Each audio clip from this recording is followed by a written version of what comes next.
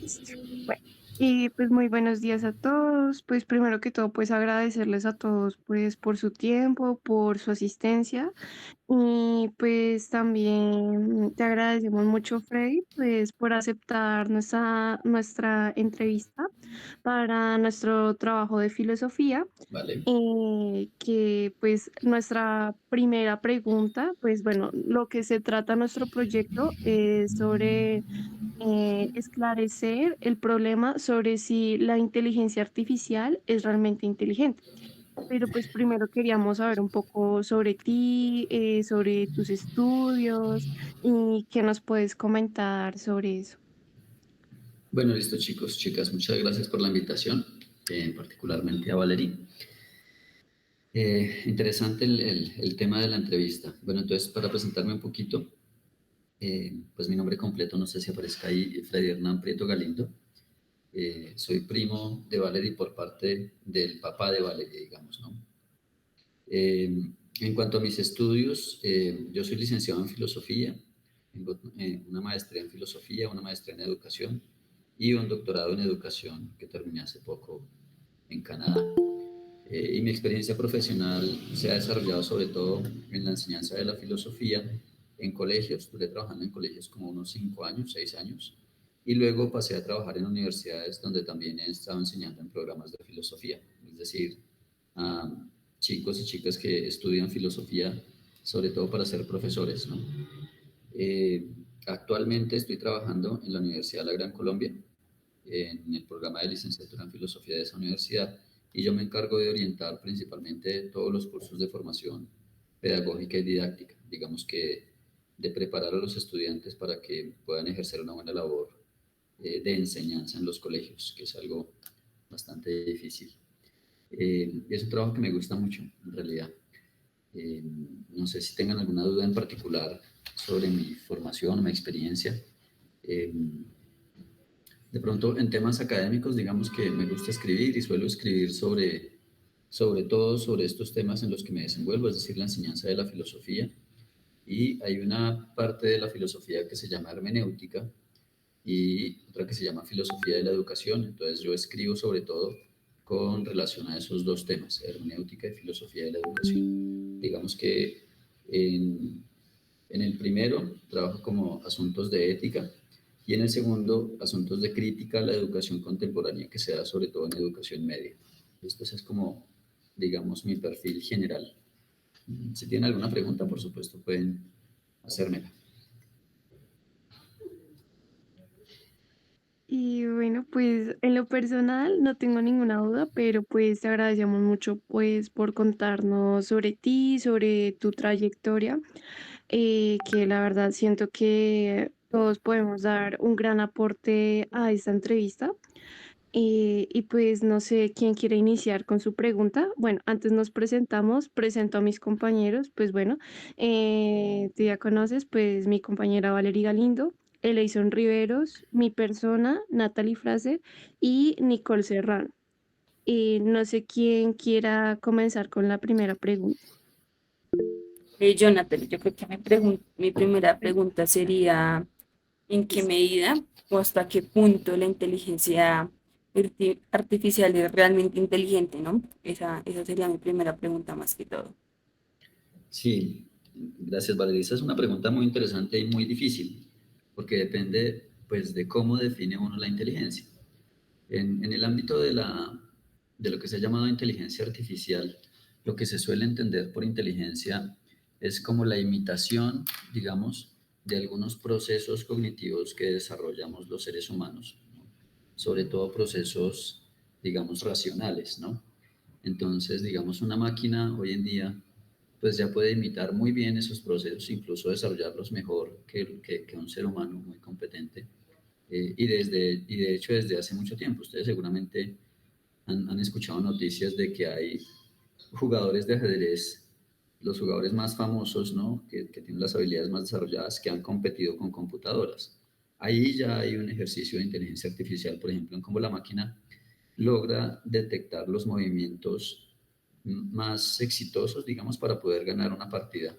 Lo que implica, por supuesto, saber cómo se mueve cada ficha, cuáles son los movimientos prohibidos también, cuáles son las jugadas o las estrategias que han utilizado los jugadores, las personas humanas y que han tenido mayor éxito, y hacer el cómputo de toda esa información en relación con el juego específico que se esté desarrollando en el momento. Pero entonces, ese, por ejemplo, es una definición de inteligencia pues bastante compleja porque implica procesos cognitivos específicos, ¿no? En situaciones muy concretas y delimitadas. Y esa inteligencia artificial se ha venido desarrollando desde hace décadas, ¿no? En imitación a los procesos cognitivos humanos. Y lo que se ha desarrollado hoy en día con la inteligencia artificial, por ejemplo, por supuesto, parte de ahí, lo que se ha logrado en gran parte, hasta donde yo entiendo, es, digamos, perfeccionar la manera como la máquina interactúa con la persona, por ejemplo, pero basados en esos mismos procesos o procesos de imitación, digamos, de los procesos cognitivos. Entonces, para ser un poquito más específico, por ejemplo, una cosa es identificar que la reina en el juego de ajedrez se mueve para todos los lados y sin límite digamos, de cuadritos para el movimiento. Y otra, identificar las ideas en un texto, por ejemplo, identificar ideas principales, ideas secundarias. Supongo que eso lo hicieron ustedes en sus cursos en el colegio. Identificar cuáles son los conceptos centrales, identificar cuáles son las contradicciones que puede haber en un texto. Luego, otra habilidad cognitiva puede ser la síntesis, ¿no? Cuando nos piden hacer un resumen en el colegio es extraer la información más importante de un texto, por ejemplo, de un cuento o de un video o de una situación específica y presentarla de manera coherente. Ahí hay un ejercicio de síntesis. Dividir un problema o una situación en diferentes partes, las partes constitutivas, es una habilidad que se llama análisis. Entonces las máquinas pueden imitar, o se ha logrado que las máquinas imiten estos procesos cognitivos y a eso es a lo que hoy en día se suele llamar inteligencia artificial. Hasta donde yo entiendo, digamos, hazaña de lograr imitar los procesos cognitivos humanos solo se ha logrado con respecto a esta dimensión cognitiva. Las máquinas todavía no pueden imitar, por ejemplo, procesos cognitivos mucho más complejos como los procesos afectivos. Piensen, por ejemplo, que una dimensión afectiva que nosotros vivimos, cada cual a su manera, por supuesto, es el miedo, ¿no? Sentir miedo, esa sensación, esa emoción que implica allí, tiene una dimensión cognitiva porque está afianzado en una creencia o está asociado a una creencia. Entonces, ¿por qué algunas personas saltan y sienten pavor cuando ven ratones, por ejemplo? O cuando ven una cucaracha, o cuando ven una serpiente, un cierto tipo de animal. No saltan porque instintivamente estemos programados para saltar o para asustarnos, sino porque hay algunas creencias allí de fondo, por ejemplo, que la serpiente es muy peligrosa, ¿no? O que el ratón y la cucaracha están, digamos, tienen vínculos muy fuertes con ciertos virus, ciertas bacterias que son peligrosas para el ser humano, ¿sí? Y de pronto en algunos casos, ideas más bien estéticas, como que son muy feos, por ejemplo, ¿no? Pero finalmente ahí hay un proceso cognitivo amarrado, digámoslo así, a la dimensión afectiva, ¿no? Esas dimensiones pues están estrechamente relacionadas. Que una máquina sienta miedo, ¿sí? O que exprese el miedo como lo puede hacer el ser humano, pues hasta donde yo tengo entendido eso todavía no se puede hacer, ¿sí? Lo mismo pasaría con el procesamiento de información corporal. Obviamente, el hecho de que tengamos un cuerpo como el que tenemos no solo influye en la manera como expresamos nuestras ideas y nuestros afectos, como el miedo o como el amor, sino en la manera como los procesamos también. No es lo mismo, digamos, en un plano romántico, que yo le diga a alguien que yo la amo o que yo lo amo y que se lo diga, digamos, de viva voz simplemente por medio de una llamada como esta que estamos haciendo nosotros, o que se lo exprese más bien por medio de una caricia o un beso, aun cuando no haya palabras de por medio. Entonces, digamos, estas son otras dimensiones de la inteligencia que todavía la inteligencia artificial pues no ha logrado imitar. De pronto lo logren, no lo sabemos, pero al menos por ahora no. Entonces, en ese sentido, la inteligencia, como se la entiende en ese contexto, se refiere casi que exclusivamente al dominio y la imitación de ciertas habilidades cognitivas propias del ser humano. ¿Listo?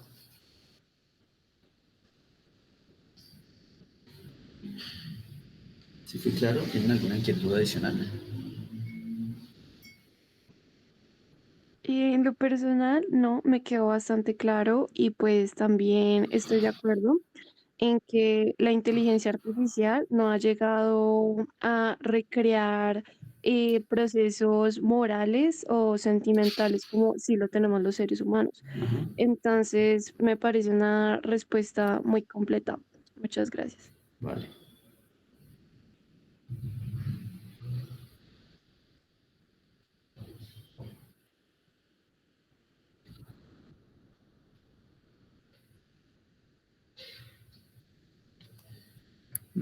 Ese es un problema muy difícil. ¿Qué es la mente? Si es difícil, digamos, definir inteligencia, que hace parte como de lo que hacemos todos los días, de lo que vivimos en parte.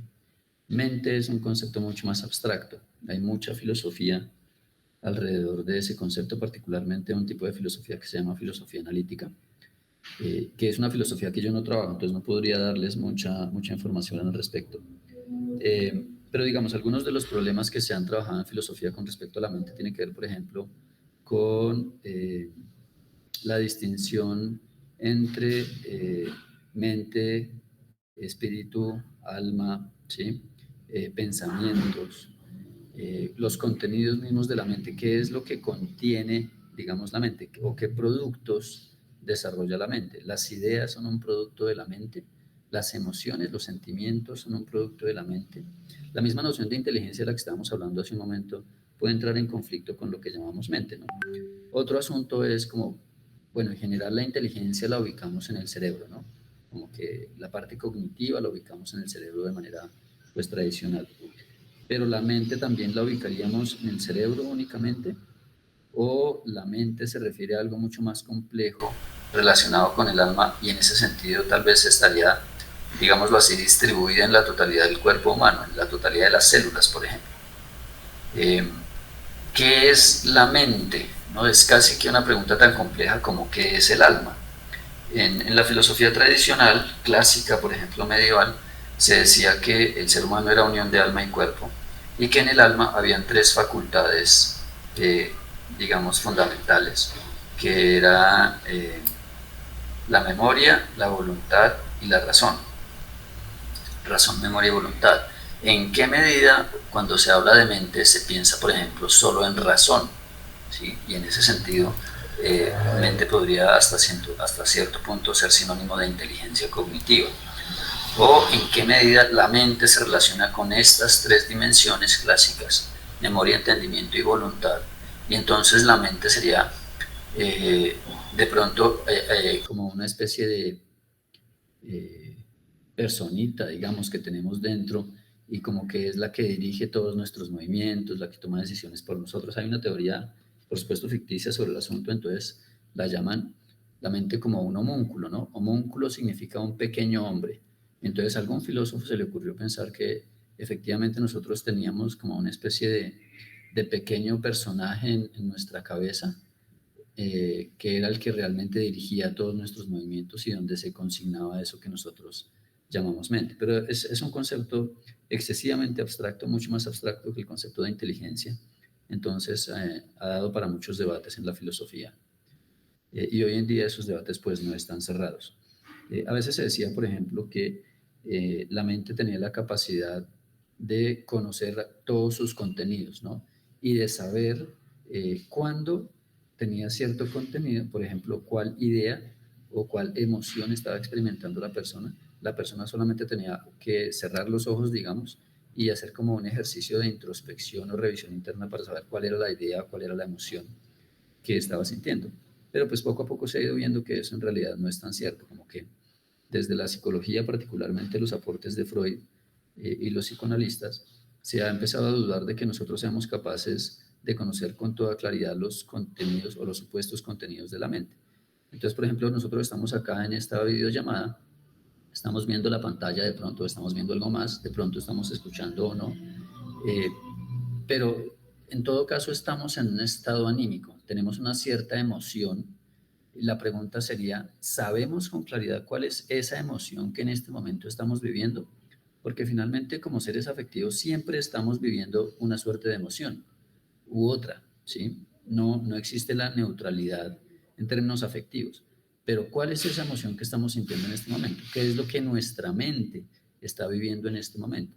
Entonces ahí nos podemos dar cuenta un poco de la dificultad, no solo del concepto, sino de algunas de las ideas relacionadas con el concepto, como por ejemplo que podemos conocer todos sus contenidos sin ningún problema, ¿no? De manera transparente.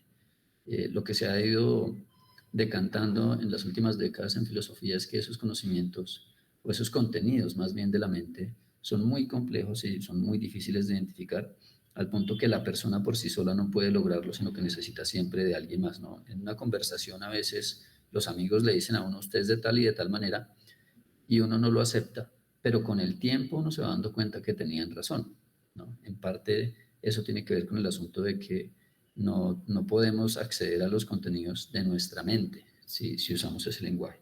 Entonces es un problema muy complejo para la filosofía y claramente no puedo darles una respuesta clara, sino más bien algunas indicaciones generales como lo que hice en este momento. Bueno, de todas formas te agradecemos porque todas estas ideas pues son un aporte muy grande pues para toda esta entrevista y también me llamó mucho la atención lo que tú dijiste como de este mini hombre, esta conciencia que tenemos nosotros, ese pensamiento me llamó mucho la atención y también si me permites hacerte mi pregunta.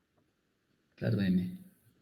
Y bueno, mi pregunta es si la inteligencia artificial, si en un futuro llegara a desarrollar una conciencia propia, se podría denominar un ser moral o un ser con derechos. Esa es una muy buena pregunta. Me hiciste acordarme de una serie que me gusta mucho, una serie norteamericana que se llama Star Trek. Star Trek, eh, yo creo que tiene por lo menos unos 100 capítulos y algunos de esos capítulos, de hecho bastantes, exploran un poquito el asunto de la inteligencia artificial con personajes particulares, por ejemplo, androides, ¿no? Eh, hologramas. Y lo que en esa serie muestran, en un futuro por supuesto muy avanzado, ¿no? Ellos contextualizan la serie como en el 2400, algo así. Eh, en ese contexto este debate aparece. Y es un poco el asunto que tiene que ver con la primera pregunta de lo que se considera inteligencia y luego en este caso particular lo que se considera persona y personalidad, ¿no? Eh, la conciencia, la inteligencia por sí sola basta para que una persona o un individuo pueda, digamos, valorar moralmente sus acciones. ¿Cuál es la diferencia entre la inteligencia y la moral? ¿Y cuáles son sus relaciones? Por supuesto, cuando hablamos de moral, en el sentido de la cualidad eh, aprobada o reprobada de las acciones que desarrollamos en la cotidianidad, aprobadas y reprobadas socialmente. Eh, la moral está íntimamente relacionada con la inteligencia y con la conciencia, que es una cosa diferente a la inteligencia, ¿no? Y estas relacionadas, por supuesto, con la razón. Todos son ámbitos muy estrechos. Pero en este momento, lo que la inteligencia ha logrado, como les dije hace rato, es solamente imitar procesos cognitivos. Eh, el ámbito moral requiere unos desarrollos mucho más profundos del ámbito cognitivo, porque allí se encuentra, digamos, mezclada la dimensión afectiva, eh, que es la que tal vez le da el carácter más fuerte a la dimensión moral. Cuando hablamos de moralidad y hablamos de ética, estamos hablando de que los seres humanos calificamos, por ejemplo, como buenos o como malos, las acciones y las decisiones que tomamos a diario, ¿no? En relación no solo con la intención que dicha acción o dicha decisión tenía, sino en relación con los efectos de esa acción o de esa decisión. Una máquina, por supuesto, ahorita ya puede calcular, digamos así, los efectos de ciertas decisiones, de ciertas acciones, por medio de la imitación de las valoraciones que encuentra en los documentos que puede explorar. Entonces, podría emitir ciertos juicios, puede reconocer ciertos hechos. Por ejemplo, cuando yo he hecho ciertos ejercicios con ChatGPT, y le pido que verifique alguna información que me da, la máquina dice que se ha equivocado e incluso está programada para pedir disculpas y todo esto, ¿no? Pero una cosa es que la máquina reconozca cognitivamente que hay un error en un procesamiento de información y otra, que cuando pida ese perdón, digamos, o esas disculpas por el error, sienta efectivamente el error. Cuando hablamos de moralidad, no estamos hablando simplemente de un reconocimiento de información y un cálculo de proposiciones o de afirmaciones y de negaciones en relación con un contexto definido, sino que estamos sobre todo pensando en un asunto de sentimientos, ¿no? La dimensión afectiva está profundamente conectada con la dimensión moral. Nosotros, piensen un poco que ustedes seguramente en algunas ocasiones se han abstenido de hacer algo porque digamos, han sentido que no es correcto, ¿sí? En Colombia decimos la expresión como me da embarrada o me dio embarrada hacer tal cosa con tal persona, ¿sí? Y a veces uno logra justificarlo de alguna manera porque está pasando por un mal momento, porque el man me cae muy bien o porque es una persona muy tranquila, bla, bla, bla. Pero al final lo que hay allí, más allá de la justificación racional, es un sentimiento, por ejemplo, de empatía hacia la otra persona, ¿sí? O de compasión, que a veces, por ejemplo, nos mueve a darle limosna a una persona en la calle o a negarle la limosna a una persona en la calle. Las decisiones que nosotros tomamos, que calificamos como buenas o malas, no surgen solamente de un cálculo de informaciones, ¿sí? Yo no digo explícitamente, esta persona que está allí pidiendo limosna no tiene dinero, o esta persona, digamos, necesita alimentarse, o esta persona de pronto sufrió el abandono de sus padres, eso todo queda como en el telón de fondo de nuestra mente, digámoslo así, y en general nos solemos mover más por sentimientos. Ahora, por supuesto, como les decía, los sentimientos y las emociones tienen un vínculo muy fuerte con la cognición, pero en todo caso son algo totalmente diferente. Y son algo totalmente diferente porque sobre todo pasan por el cuerpo y por las experiencias que nosotros hemos tenido anteriormente, ¿no? Eh, Imaginemos un caso ficticio de un indigente, una persona habitante de calle, se acerca muy rápido a una mujer. La mujer se asusta porque cree que la va a robar, ¿no? Lo que pasa era que la persona de pronto tenía mucha hambre, entonces vio que ella tenía, no sé, un pan o algo así y se fue a pedírselo y no midió la velocidad de sus movimientos, ¿no?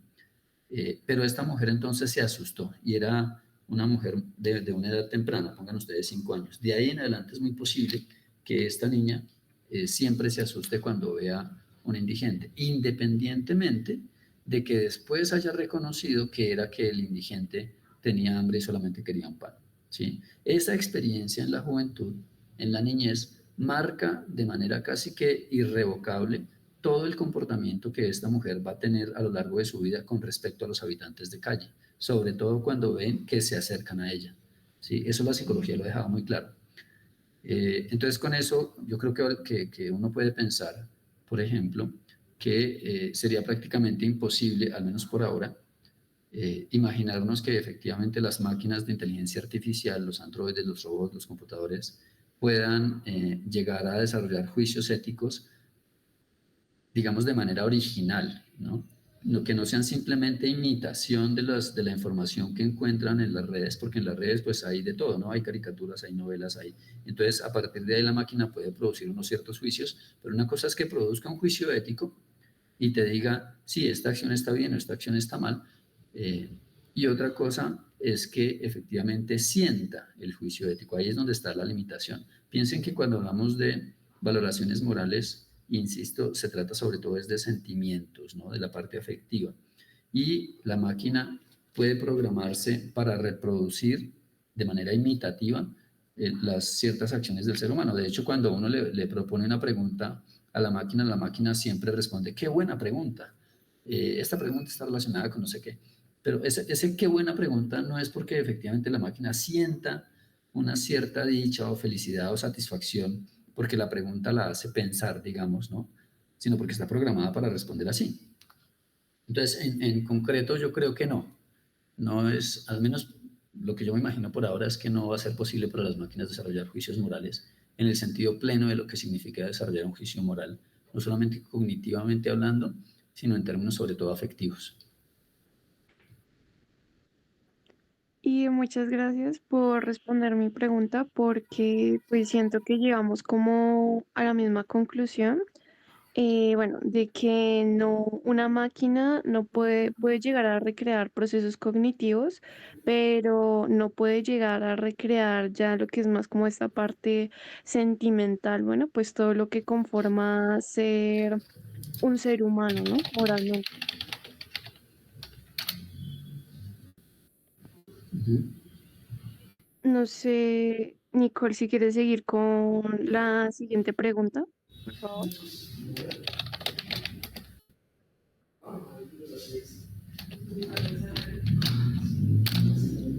Sí, bueno, para hacerte una pregunta, es como te digo, si una inteligencia artificial logra entender y responder a dilemas éticos de forma más coherente que un ser humano, ¿deberíamos confiar en su criterio moral o es peligroso delegar la ética o algo que no experimenta con consecuencias ni valores?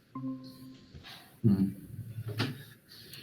Pues basado en la pregunta anterior, primero yo no creo que eso sea posible. Y segundo, si fuera posible, yo creo que ahí el ser humano empezaría a perder gran parte de lo que significa ser humano, que es asumir la responsabilidad por sus decisiones y sus acciones. Cuando yo, digamos, cuando yo soy niño o cuando somos niños, infantes, nuestros padres o tutores asumen la responsabilidad de nuestras acciones legalmente hasta los 18 años. De ahí en adelante, y aunque eso ya no es tan cierto, de ahí en adelante nosotros mismos respondemos, por ejemplo, ante la ley. En el caso de menores infractores, después de los 14 años, si no me equivoco, o los 16, no tengo claro el dato, ya pueden responder por sus propias acciones en caso de ofensas graves, ¿no? Entonces hay sitios específicos donde los menores infractores son recluidos. Eh, pero lo que yo sí creo es que estaríamos entregándole a la máquina, si se quiere, eh, parte de lo que nosotros somos como humanos y la máquina no va a lograr, digamos, asumir las responsabilidades de nuestros actos. Entonces piensen un poco en el ámbito académico en el que ustedes están. La inteligencia artificial apareció hace un par de años como una suerte de salvavidas para todas las personas que simplemente no quieren o no les gusta estudiar. Entonces, pues uno le pide a la máquina que elabore un ensayo sobre tal tema, le da digamos, características del ensayo y la máquina lo hace, ¿sí? Y entonces muchos estudiantes en escuelas, en universidades, incluso investigadores, han comenzado a usar la inteligencia artificial para desarrollar tareas meramente cognitivas, ¿no? Pero con eso, pues por un lado están entregando la responsabilidad de su trabajo, ¿sí? Su responsabilidad formativa como personas a una máquina, lo que quiere decir que no se están formando de la manera adecuada. Pero por otro lado, ya hay investigaciones que están mostrando o que han mostrado los efectos negativos que tienen estas prácticas. Entonces, por ejemplo, cuando eh, yo leía, un ejemplo ficticio, ¿no? Yo leía las novelas para hacer mis trabajos en el colegio, ¿no? Por ejemplo, en español y literatura. Leía los fragmentos que me ponían, ¿no? Aunque no me gustaran, pues yo los leía. Y me formaba un juicio sobre la novela, pues porque como yo la leía, yo entendía el contexto, lo comparaba con mi vida, ¿no? Me imaginaba siendo X o Y personaje, que esos son procesos casi automáticos. Y entonces a partir de ahí yo escribía el texto del trabajo, me quedara bien o me quedara mal, pero pues yo lo escribía. Eh, si yo le pido a la máquina, le cargo el PDF a la máquina, ¿no? Y la máquina hace el procesamiento y escribe el documento, el ensayo, por ejemplo. Entonces, pues por supuesto yo no leí la obra, en ese sentido yo tampoco me imaginé siendo un personaje de la obra, no puedo elaborar un juicio de la obra pues porque no la conozco, ¿cierto? Y al final lo que va a pasar es que yo no desarrollo las habilidades que esos ejercicios, aunque no me gusten, me permiten desarrollar. Habilidades cognitivas, por supuesto, pero también habilidades afectivas. Piensen que cuando uno lee una novela, eh, más allá de la imaginación, no sé si les pasa lo mismo, pero cuando yo leo novelas, por ejemplo, yo me imagino los personajes, ¿no? Les doy un rostro, les doy un tipo de cuerpo, me los imagino vestidos de tal manera, me imagino el contexto donde están, pero además me imagino siendo uno de los personajes, que es lo que a veces me parece más llamativo, es como en el cine, ¿no? Uno se imagina siendo tal personaje y empieza a preguntarse cosas, ¿no? Si yo fuera yo haría tal cosa. Es como cuando uno ve una novela, ¿no? O cuando uno ve a las abuelitas o a los papás viendo novelas y entonces empiezan a discutir con el personaje principal o el personaje de la escena que estén viendo. Ese proceso interno es un proceso afectivo, ¿sí? No es solamente un proceso cognitivo, significa que yo estoy desarrollando una capacidad de juicio moral, ¿sí? Al ver cierta escena y yo me pongo en el papel de ese personaje que está allí. Pero si yo no lo hago, pues entonces yo no voy a desarrollar las capacidades que ese ejercicio implica. ¿Qué es lo que está pasando con los jóvenes de bachillerato y de universidad, incluso con los investigadores? Que están dejándole esa responsabilidad a las máquinas, pues primero no están desarrollando las competencias que tienen que desarrollar o que tendrían que desarrollar. Y segundo, lo sorprendente que ha mostrado la investigación es que están perdiendo las capacidades que ya habían desarrollado. Imagínense si nosotros perdemos la capacidad de imaginación, si nuestra imaginación no es tan fuerte. ¿Cómo resolvemos nosotros los problemas de la cotidianidad si no tenemos imaginación? En el momento en que nosotros le delegamos a la inteligencia artificial todas estas actividades, ¿sí? Y nosotros perdemos el desarrollo de esas habilidades, pues nuestra vida se nos va a volver, digamos, un caos, ¿no? Porque no vamos a poder solucionar los problemas y vamos a necesitar que alguien más lo haga por nosotros. Entonces nos vamos volviendo poco a poco más dependientes, no solo de la inteligencia artificial, sino de otras personas que sí tienen la capacidad de tomar decisiones, ¿no? Y ahí vamos a enfrentar conflictos de los que no vamos a poder salir fácilmente y de los que seguramente no vamos a salir ganadores. Entonces, en gran parte el asunto allí tiene que ver es con las consecuencias, digamos, en términos del desarrollo humano, de la formación humana, que el cierto uso, digamos, indebido de la inteligencia artificial, pues puede causar y que ya está causando. Es un poco como lo que ocurre con TikTok o con YouTube, ¿no? El algoritmo que maneja la máquina, que es un algoritmo, digamos, que ya representa una cierta inteligencia artificial, decide por uno qué videos sugerirnos, ¿no? Cuáles son los temas. Él identifica los temas que más nos gustan, entonces, pues nos sugiere ciertos videos. Y cuando nosotros nos limitamos a ver videos de un solo tema, entonces no solo omitimos otra información valiosa que nos puede ayudar a pensar, sino que comenzamos a convencernos de lo que nos muestran los videos que vemos es verdad, porque tanta repetición crea la ilusión de la verdad, ¿no?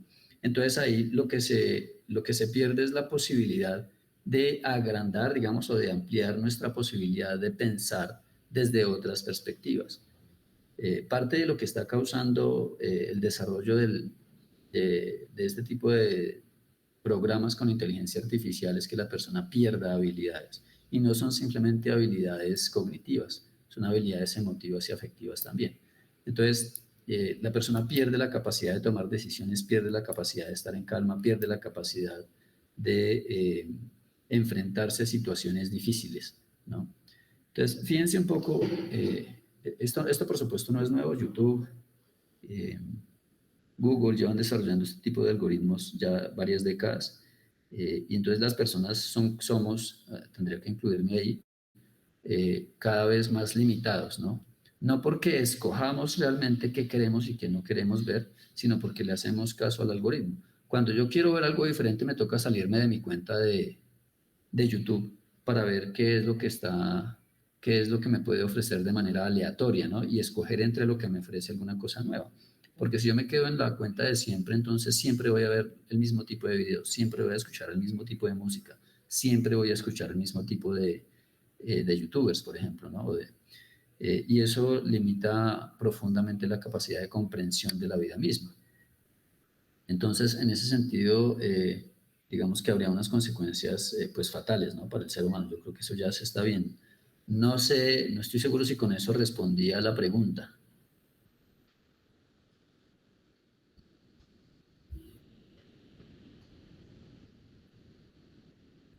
Nicole. Sí, perdón, es que tuve problemas técnicos.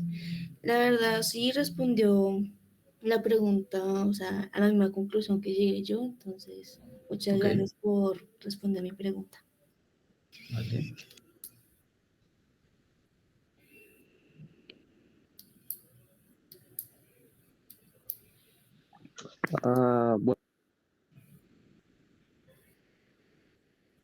Uy, sí. No, ya, ya. Buenos días, perdón. Problemas técnicos. Fresco, fresco, dale.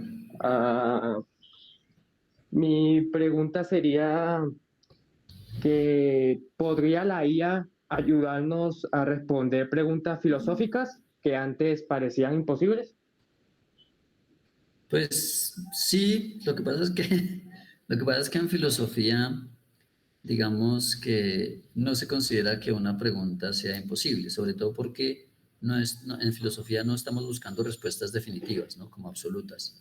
Eh, de hecho, lo que uno observa en la historia de la filosofía occidental, por lo menos, es que prácticamente cada filósofo ha dado su respuesta, ¿sí? La ha argumentado sin importarle lo que dicen otros filósofos. Lo que hacen en muchos casos es como leerlos para saber qué dijeron, criticarlos y a partir de ahí dar su propia respuesta. Entonces, casi que uno puede leer los últimos 2000 años de historia de la filosofía pensando en la misma pregunta y pues va a encontrar 2000 respuestas, ¿no? Y las 2000 le van a parecer a uno pues muy válidas, ¿no? Desde su perspectiva y su momento histórico. Eh, entonces sí, la inteligencia artificial podría responder las preguntas, algunas preguntas filosóficas que se han considerado muy difíciles, lo haría presentando un ejercicio de síntesis y proposición a partir de la información que encuentre en la red y sería una respuesta más, ¿no? Habría que ver en qué medida logra efectivamente crear una respuesta nueva. Yo creo que eso es muy probable. Eh, y entonces, pues me parecería un aporte significativo. Lo que he encontrado hasta ahora, al menos de manera, digamos, indirecta con los trabajos de mis estudiantes, que la mayoría usan ese tipo de herramientas, es que eh, la inteligencia artificial se limita a perspectivas muy generales, pues porque lo que hace ella es sintetizar la información que encuentra en la red y entonces presenta los mismos argumentos de manera muy general y no logra llegar al punto específico de la respuesta a muchas preguntas filosóficas, ¿no? Entonces ahí hay un problema muy serio que mucha gente no se da cuenta. Cuando uno lee un texto de alguien que ha trabajado juiciosamente un tema y lo compara con un texto de la inteligencia artificial que lo único que hace es sintetizar información, pues uno se da cuenta de inmediato cuál es el texto de la inteligencia artificial y cuál es el texto que ha escrito la persona, ¿no? Digamos que un profesor que ya tiene mucha experiencia identifica eso sin ningún problema. Entonces, sí, seguramente puede haber respuestas, pero pues no van a ser respuestas, digamos, como tan buenas, tan profundas como lo que haría una persona, ¿no?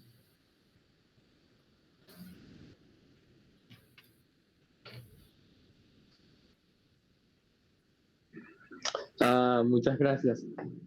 Otra pregunta sería, ¿qué pasaría si la inteligencia artificial llega pues a tomar mejores decisiones que los humanos?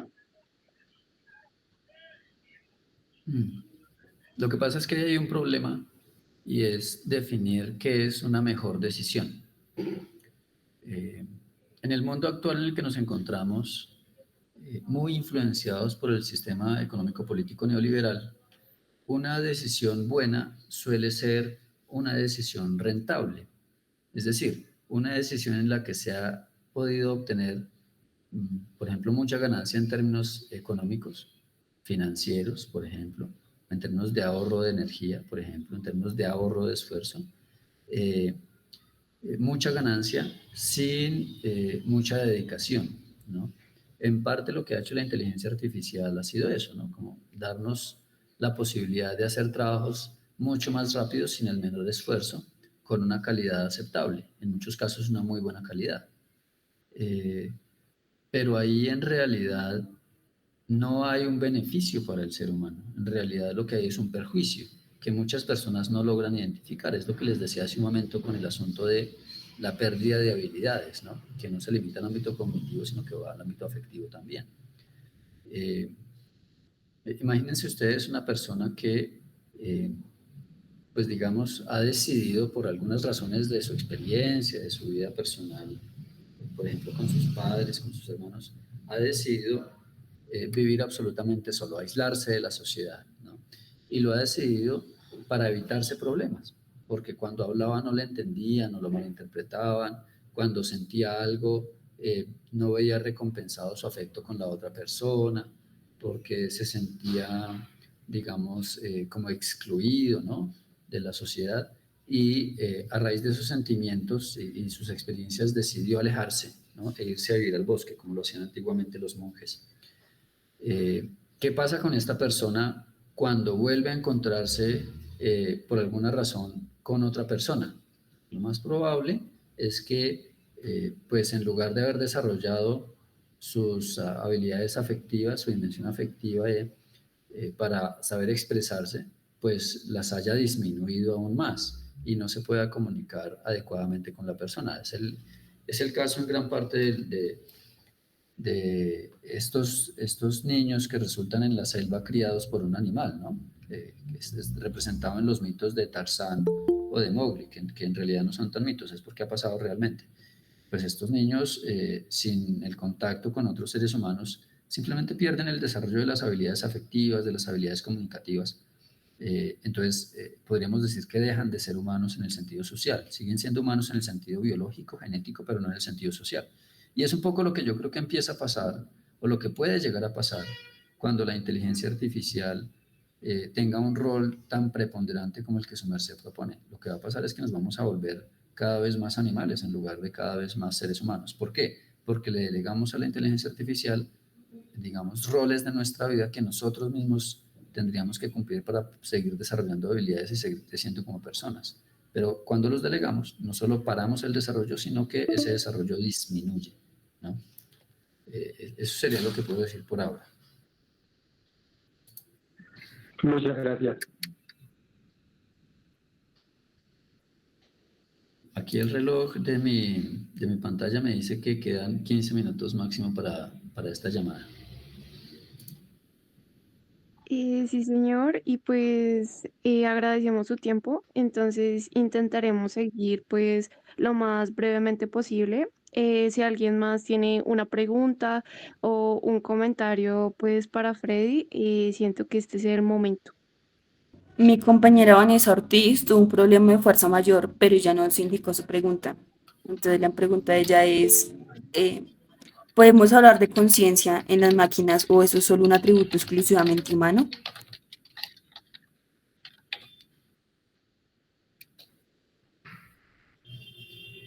Esa es una muy buena pregunta. Depende de nuevo cómo definamos el término conciencia. Si entendemos por conciencia la capacidad de darse cuenta de las acciones que se desarrollan, sí, la inteligencia artificial ya tiene conciencia o puede tener conciencia, porque yo le pregunto y me responde qué es lo que ha hecho.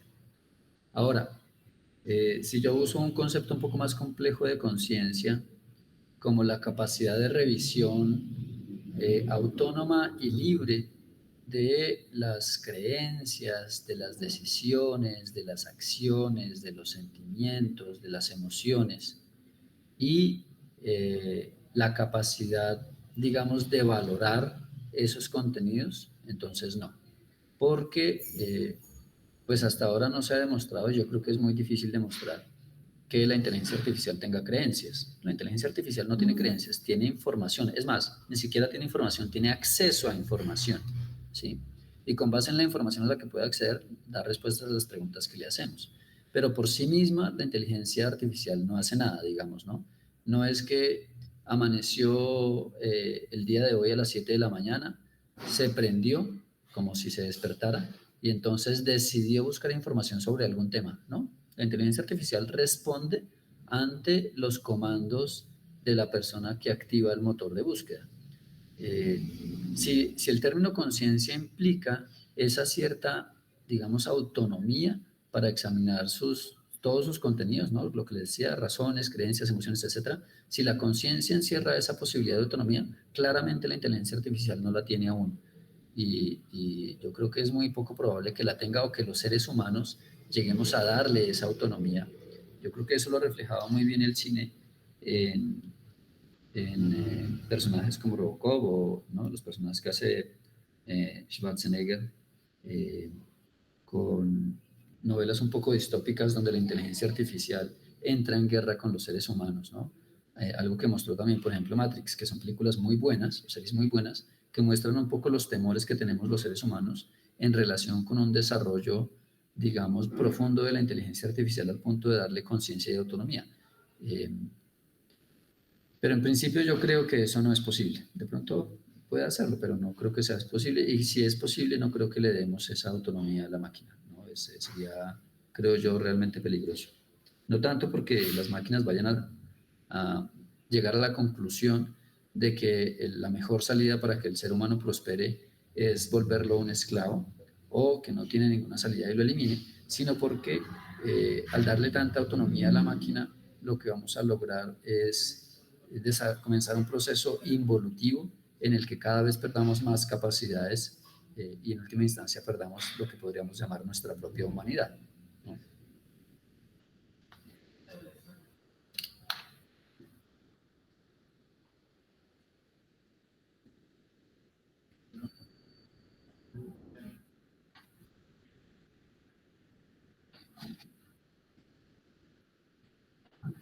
Bueno, listo.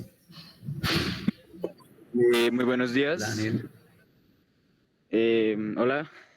Mi pregunta va más enfocada como a la experiencia y quería preguntarte, lo que pasa es que en unos años Google creó dos inteligencias artificiales, las cuales por mente propia, por así decirlo, crearon un idioma externo y se estaban comunicando mediante él. Entonces, mi pregunta sería, en ese punto, ¿crees que la inteligencia artificial tiene conciencia? No. Primero habría que mirar muy bien qué es, digamos, cómo se llegó a la creación de este nuevo idioma entre las máquinas. Si fue efectivamente un movimiento autónomo de las mismas o fue que alguien más les puso esa tarea, ¿no? Ese sería el primer punto ahí. Porque hasta donde yo entiendo, ninguno de los motores de inteligencia artificial creados tiene autonomía, en el sentido de que decida, por algunas razones claras, iniciar una cierta acción. Eso me parece muy poco probable por ahora, pero pues yo no soy experto en estos temas. A propósito, ahí en el chat les dejé el nombre de un colega aquí de la universidad que hizo el doctorado en ese tema de la inteligencia artificial. Entonces, como para que busquen documentos y se documenten, digamos, desde la lectura de una persona que sí ha trabajado ese tema con profundidad, porque para mí pues es un tema, digamos, diferente a los temas que yo trabajo, ¿no? Entonces, pues te unes a la pregunta que hicieron antes de si llegaría a tener conciencia. Yo creo que esa pregunta ya la respondí. Me parece que eso no es posible. Si fuera posible, no sería conveniente, ¿no? Insisto, no porque vayamos a entrar en guerra con las máquinas ni nada por el estilo, sino porque dejaríamos en algún punto de ser humanos, ¿no? Por un proceso involutivo que crea la dependencia en las máquinas. Piensen un poco que lo que ha pasado con programas como YouTube, como TikTok, incluso como las redes sociales, ¿no? Es que han generado dependencia en el ser humano. Muchas personas se han vuelto dependientes, gastan gran cantidad de tiempo de sus días y de sus vidas frente a una pantalla con estos dispositivos, y lo que ha pasado es que han empezado a descuidar sus relaciones personales, por ejemplo, ¿no? O han empezado a creer información falsa de la que circula en la red, y a partir de esa información han empezado a tomar decisiones que resultan poco constructivas para sí mismos y para los demás. Entonces, más allá de que haya una guerra específica como muestra Schwarzenegger en sus películas, lo que pasa es que los seres humanos entregamos parte de lo que nos corresponde como humanidad. Tiene que ver un poco con la pregunta que hacían de responsabilidad. Al no asumir nuestra propia responsabilidad como personas en nuestro propio crecimiento personal, lo que hacemos es, digamos, infantilizarnos aún más y dejar de ser personas, ¿no? Finalmente, para allá iría la cosa, me parece a mí, aunque yo entiendo que soy bastante pesimista en el asunto, ¿no? Parte de la, digamos, misión de la educación tiene que ver precisamente con eso, y de los filósofos, con hacer entender un poco, con lograr comunicar el mensaje de los peligros que implica esta nueva tecnología, ¿no? Yo creo que vale la pena que busquen en Netflix esta serie que les comenté hace un rato. Voy a ponerles acá en el chat el nombre. En inglés no sé cómo estará el nombre en español, pero seguramente lo pueden encontrar allí. Tiene varias, ¿cómo se llama eso? Series, ¿no? Hay una que se llama Voyager, hay otra que se llama Space Nine, es que yo no las veo en inglés. Pero ustedes pueden verla ahí, pueden poner el idioma español y ahí eso está muy bien traducido. Pueden ver capítulos que tengan que ver con este asunto de la inteligencia artificial. En cada una de estas series hay un personaje que está directamente relacionado con la inteligencia artificial. Por ejemplo, en esta que se llama Voyager hay un holograma que se supone que es un médico y es como una especie de androide, no sé cómo llamarlo, o una especie de robot que ejerce las funciones de médico, pero en la serie se ve muy bien que más allá de ejercer relaciones de médico, aunque muestra las diferencias con lo que sería la persona humana, se establece es una pregunta profunda por lo humano y por la relación entre tecnología y humanidad. Esa serie es muy interesante. En Space Nine, no, en Space Nine no hay una relación con inteligencia artificial, sino con otro tipo de seres, digamos, muy diferentes. Yo les sugeriría que vieran esta de Voyager, a ver si ven ahí en el médico de la nave la relación con la inteligencia artificial. Después aparece no sé, como desde el capítulo 9 en adelante, un personaje que es Seven of Nine, 7, y ese personaje es como una especie de mezcla entre robot y ser humano que también tiene relaciones con la inteligencia artificial. Entonces es como una posibilidad para que ustedes exploren también el tema desde el arte, ¿no? Y puedan incluso en clases, si van a hacer alguna exposición, pues mostrar alguna escena para ejemplificar alguno de los puntos. Y con respecto a bibliografía, pues les sugiero que lean algo del profesor Miguel Fonseca Martínez. ¿Listo? Por demás, pues yo creo que ya las preguntas estaban muy buenas y que pues les di las respuestas que yo podía darles desde mi opinión, ¿no? En general. No sé, Daniel, si respondí su pregunta, para ser muy sincero. Pues sí, un poco, pero yo me refería más que, por ejemplo, hubo otro experimento que hizo la empresa Meta en el cual creó pues dos inteligencias artificiales y estas ya por autonomía propia crearon, por así decirlo, un lenguaje el cual abreviaba el inglés y hacía que fuera mucho más eficiente. Entonces, en ese caso en el que la inteligencia artificial, por decirlo, toma decisiones para crear algo, ¿realmente tienen, por decirlo, conciencia o son inteligentes? Pues depende cómo usted define inteligencia y conciencia. Sí, una cosa que recuerdo ahora que decía el profe Fonseca en una conferencia que dio acá es que decía que efectivamente las máquinas están empezando a tomar decisiones. Ahora, no son decisiones trascendentales para el ser humano por ahora. La máquina decide qué temas o qué videos específicos le propone a usted. La máquina decide desde qué perspectiva le va a presentar el texto para la respuesta al ensayo que le está pidiendo. En el experimento que su merced comenta, la máquina decide específicamente qué acción desarrollar con respecto a un lenguaje, por ejemplo, ¿no? Hay ahí un nivel de decisiones. Si esto se sigue complejizando, ¿cuáles son las decisiones que va a afrontar? ¿Con quién me voy a casar? ¿Con quién voy a entrar en intimidad? ¿Con quién? ¿Hasta qué punto nosotros vamos a empezar a delegar nuestras decisiones en las máquinas? Ese es el punto cuestionable en términos éticos, sobre todo porque no nos vamos a dar cuenta que lo estamos haciendo, ¿no? Es decir, ¿en qué medida nosotros dejamos de tomar decisiones ya con respecto a lo que vemos en YouTube y en TikTok? ¿Estamos tomando decisiones o ya dejamos de tomar esas decisiones? Porque el asunto no es tan simple. Lo otro sobre la conciencia depende claramente de cómo usted define conciencia. Si para usted la conciencia es simplemente la capacidad de darse cuenta de lo que está haciendo, si la máquina tiene esa capacidad y ya la tiene, ¿no? Ya la desarrolló, puede hablar sobre ello, puede reconocer sus errores. Ahora, si conciencia implica un nivel de valoración, digamos, más profundo, en términos afectivos, pues claramente no. Entonces depende de cómo entienda los conceptos ahí centrales, ¿no? Inteligencia, conciencia, por ejemplo. Decisión. ¿Qué es decisión, por ejemplo, ¿no? Decidir es simplemente seleccionar una alternativa con unos criterios definidos, o decidir es algo más complejo. ¿Qué es decidir? ¿No? Cada pregunta necesitaría tener clara la definición de cada uno de esos conceptos para poder responder con claridad y definir. Eso podría decir por ahora, Daniel. Muchas gracias. Gracias, Freddy, por responder cada una de nuestras inquietudes y darnos de tu tiempo.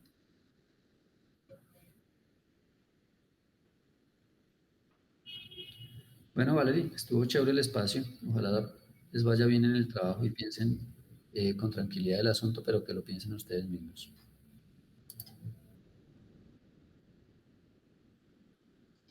A todos los participantes de Vale, esta que tengan reunión un feliz tengan un día. feliz día. Hasta luego. Desde esta entrevista. Igualmente. La película Inteligencia Artificial cuenta la historia de David, un niño robot creado para amar como un ser humano. Aunque su origen es artificial, su manera de sentir y relacionarse con el mundo lo hace tan real que como espectadores es difícil no conectar con él. Desde el comienzo la película nos plantea una pregunta profunda: ¿qué nos hace humanos? ¿El cuerpo que tenemos o lo que sentimos que llevamos dentro? David es adoptado por una familia humana para llenar un vacío emocional. Al principio su relación se siente extraña, como si él fuera un objeto que todos están tratando de entender, pero cuando su madre, Mónica, decide activarlo para que pueda amar, él se entrega completamente. No es un amor fingido ni programado de forma superficial, es un amor genuino, inocente y profundo, como el de un niño que solo quiere ser querido. Lo doloroso es que aunque David ama de verdad, parece que los humanos no están listos para recibir ese amor. En lugar de verlo como un hijo, muchas personas lo tratan como una herramienta o un producto más, y eso lo lleva a una experiencia de rechazo muy difícil. Eh, la decisión de abandonarlo es una de las escenas más fuertes porque uno siente la angustia de ver a alguien, aunque sea un robot, creyendo que no vale lo suficiente. Desde ese momento, David empieza un viaje de preguntas y búsquedas. Su mayor deseo es convertirse en un niño de verdad para que su madre lo ame nuevamente. Ese sueño, aunque sea imposible, nos recuerda que todos buscamos un lugar donde nos acepten como somos. Su lucha refleja la necesidad humana de pertenencia, de sentirnos vistos y valorados.